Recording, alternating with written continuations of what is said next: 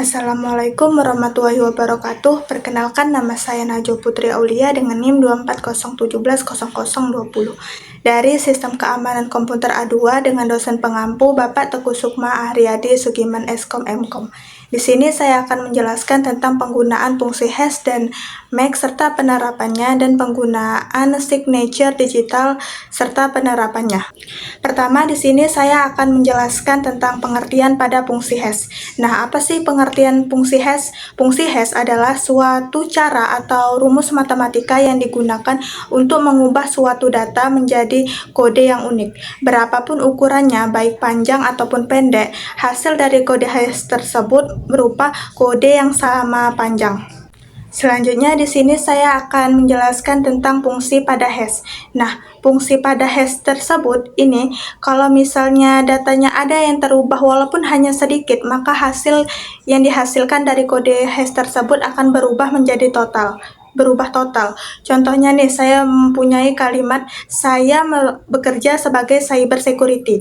Nah, kita anggaplah yang huruf besarnya itu huruf S pada kata saya. Lalu terdapat perubahan data menjadi saya bekerja sebagai cyber security, di mana yang huruf besarnya itu pada kata S, saya, dan C di cyber. Nah, tentu saja fungsi hashnya itu akan berubah total. Oleh karenanya, fungsi hash ini seringkali dipakai untuk mengecek file, apakah file tersebut masih asli atau sudah diubah. Jika hash dari dua data berbeda, maka datanya ada yang salah, meskipun mungkin hanya sedikit. Selanjutnya, saya akan menjelaskan tentang contoh penerapan fungsi hash dalam kehidupan nyata. Yang pertama itu ada pengecekan file pada saat pengunduhan aplikasi. Nah, saat kita mengunduh aplikasi dari internet itu biasanya di situs resmi biasanya itu memberikan kode hash. Saat kita mengunduh aplikasi tersebut, kita dapat membandingkan kode hash pada file tersebut dengan kode hash yang diberikan. Apabila data yang diberikan tersebut sama, maka file tersebut tidak rusak dan tidak diubah, berarti file itu murni. Kedua, keamanan penyimpanan kata sandi. Dalam sistem login, password pengguna itu tidak disimpan dalam bentuk asli, tetapi disimpan dalam bentuk kode hash. Jadi, saat pengguna login menggunakan password, maka sistem akan otomatis mengubahnya menjadi kode hash dan lalu mencocokkannya dari data yang disimpan. Jika benar, maka password tersebut berarti benar.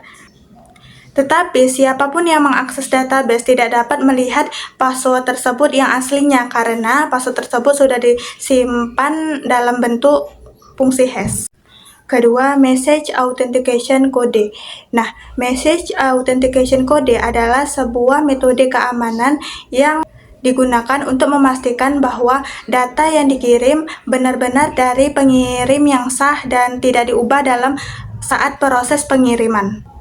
Berbeda dengan fungsi hash. Nah, kalau fungsi hash ini kan dia mengecek file tanpa menggunakan kunci. Sedangkan message authentication code ini adalah mengirim data menggunakan sebuah kunci yang dinamakan kunci rahasia. Kunci rahasia ini hanya diketahui oleh pengguna dan pengirim. Jadi, saat ada yang berusaha untuk mengubah data, maka penerima tersebut akan mengetahui bahwa data tersebut telah diubah atau file tersebut berusaha dipalsukan atau dimanipulasi. Contoh penerapan nyata message authentication code dalam kehidupan nyata.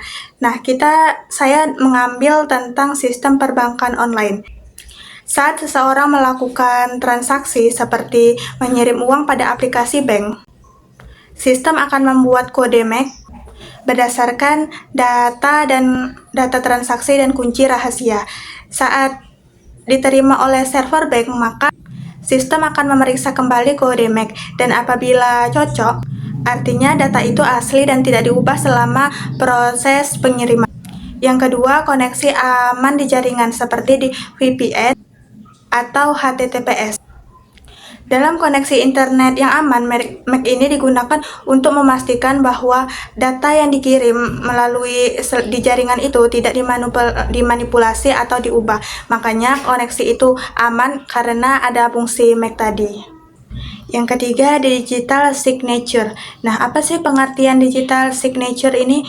Digital signature adalah teknologi keamanan yang digunakan untuk membuktikan keaslian identitas pengirim, menjaga keaslian data, dan mencegah penyangkalan dari pihak pengirim.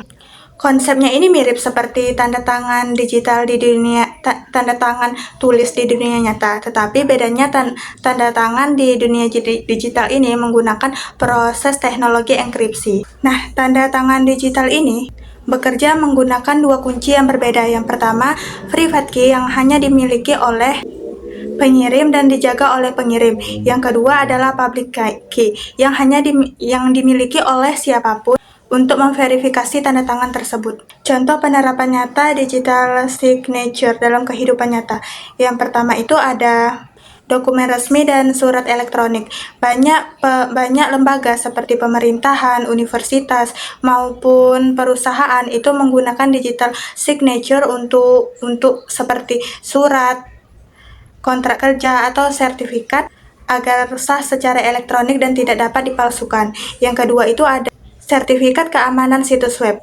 Nah, biasanya itu yang menggunakan itu seperti pihak bank atau universitas yang menggunakan tanda tangan digital pada sertifikat keamanan situs webnya, agar pengguna yang mengunjungi itu merasa aman bahwa yang mereka kunjungi itu memang situs yang aman dan tidak palsu. Jadi kesimpulan pada video kali ini adalah fungsi hash adalah berfungsi untuk mengecek file dengan mengubahnya menjadi kode unik dari suatu data menjadi kode yang unik. Yang kedua itu ada fungsi MAC.